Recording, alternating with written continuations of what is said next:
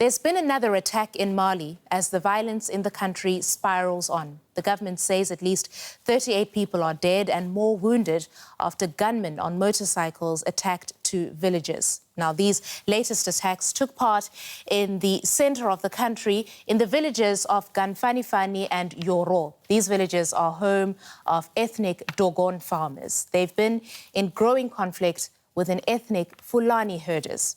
Now, Mali's government is struggling to contain the interethnic violence in the center of the country, which coincides with an ongoing jihadist campaign. Now, this latest incident follows a similar attack earlier this month, which killed 35 people, according to the government.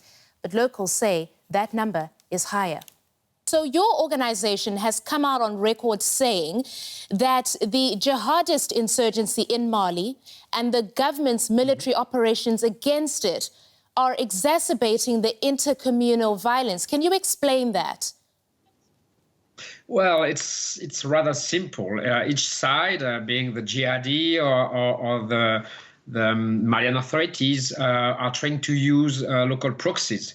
The jihadi basically are trying to get a foot in central Mali, and they started 4 years ago to recruit among the Fulani communities, among which they have been, more successful than among other communities for different kind of reason. And one of them being that one of the key jihadi leaders, Hamadou Koufa in central Mali, is himself a Fulani. There are calls in the country. Some people say that the government needs to talk to the jihadists. And that's something that, as far as I understand, the government has been reluctant to do. I think the idea of talking to terrorists doesn't quite appeal to them.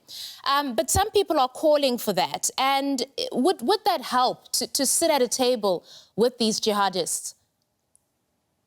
Well, the International Crisis Group is among the people calling for such a dialogue with the jihadist groups. We have released a report recently on this issue, especially focusing on central Mali. We believe that this kind of dialogue is going to be extremely difficult for a number of reasons.